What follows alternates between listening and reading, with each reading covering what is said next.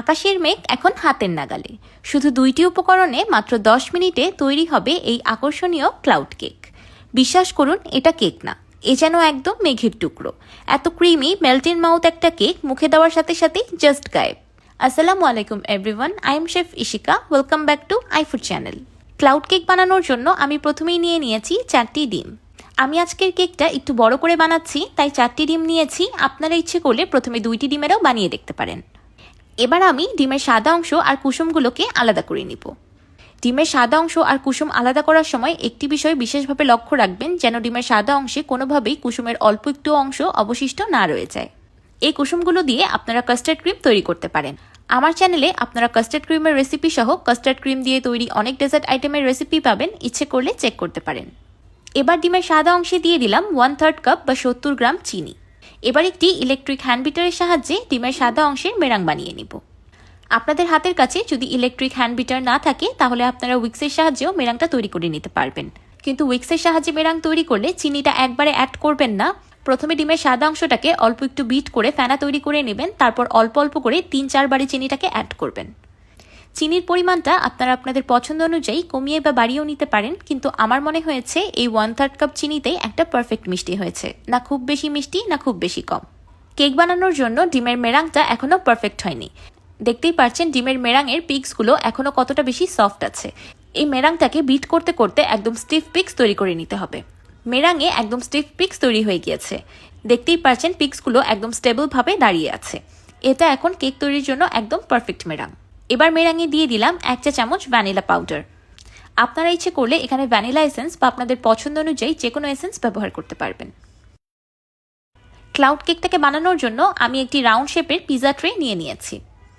এই পিজা ট্রেটা এমনিতেই ননস্টিক, তারপরেও আমি উপরে হালকা বাটার গ্রিস করে দিয়েছি। আপনাদের হাতের কাছে এমন কোনো পিজা ট্রে অ্যাভেলেবেল না থাকলে আপনারা এখানে যে কোনো স্টিলের বাটি বা সিরামিকের প্লেটও ব্যবহার করতে পারবেন। আবার ইচ্ছে করলে যে কোনো বেকিং ট্রে বা মোল্ডও ব্যবহার করা যেতে পারে। এবার একটি স্প্যাচুলার সাহায্যে অল্প অল্প কেকের ব্যাটার নিয়ে প্লেটের ঠিক মাঝখানে শেপ দিয়ে দিচ্ছি। আপনাদের ডিমের মেরাংটা যদি একদম পারফেক্ট হয়, তাহলে এই শেপটা দিতে একদমই অসুবিধা হবে না, খুব সহজেই দিতে পারবেন।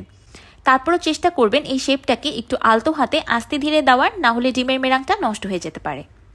আমি সম্পূর্ণ মেরাং দিয়ে একটি রাউন্ড শেপের উঁচু কেকের শেপ তৈরি করে নিয়েছি। এবার উপর থেকে দিয়ে দিচ্ছি কিছু আমন্ড ফ্লেক্স অ্যান্ড চেরিস। এটা একদমই অপশনাল, চাইলে স্কিপ করতে পারেন। কেকটা অলরেডি দেখতে কতটা বেশি কিউট লাগছে, তাই না? এবার প্রিহিটেড ওভেনে 180 ডিগ্রি সেলসিয়াসে কেকটাকে বেক করে নিব 30 মিনিটের মতো। ওভেন স্পেসিফিকেশন অনুযায়ী টাইম অ্যান্ড টেম্পারেচার ভ্যারি করতে পারে। আপনারা ইচ্ছে করলে এই কেকটাকে অন্যান্য কেকের মতো চুলাতেও বেক করে নিতে পারবেন, একদম পারফেক্ট হবে, গ্যারান্টিড। কিন্তু পানির ভাবে বেক করা যাবে না, ড্রাই বেকিং পদ্ধতিতে বেক করতে হবে। 30 মিনিট পর আমার ক্লাউড কেক পারফেক্টলি বেকড। একদম টেডি বিয়ারের মতো নরম তুলতুলে একটা কেক তৈরি হয়েছে।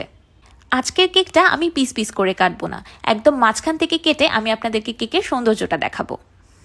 মাশাআল্লাহ, দেখতেই পাচ্ছেন একদম মেঘের মতো নরম তুলতুলে একটা ক্লাউডি কেক তৈরি হয়েছে।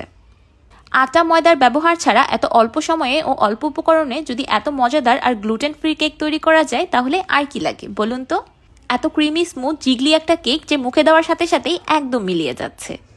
কেকটা খেতে ঠিক কটন ক্যান্ডির মতো, কিন্তু কটন ক্যান্ডি থেকেও খুব বেশি ক্রিমি। কেকটা এতটাই বেশি নরম তুলতুলে ও কিউট যে আমার তো কেকটাকে ধরে আদর করতে ইচ্ছে করছিল, তাই চামচ রেখে হাত দিয়েই ছিঁড়ে নিলাম। কেকটাকে দেখতে একদম মেঘের টুকরোর মতোই লাগছে, তাই না? শুধু দেখতেই যে সুন্দর তা কিন্তু নয়, খেতেও কিন্তু খুব বেশি মজাদার। আমার আজকের এই ক্লাউড কেক রেসিপিটি আপনাদের কাছে কেমন লাগলো আমাকে অবশ্যই কমেন্ট করে জানাবেন। ভিডিওটি ভালো লাগলে একটি লাইক দিবেন আর আমার চ্যানেল সাবস্ক্রাইব করে আমার চ্যানেলের পাশেই থাকবেন। আল্লাহ হাফেজ।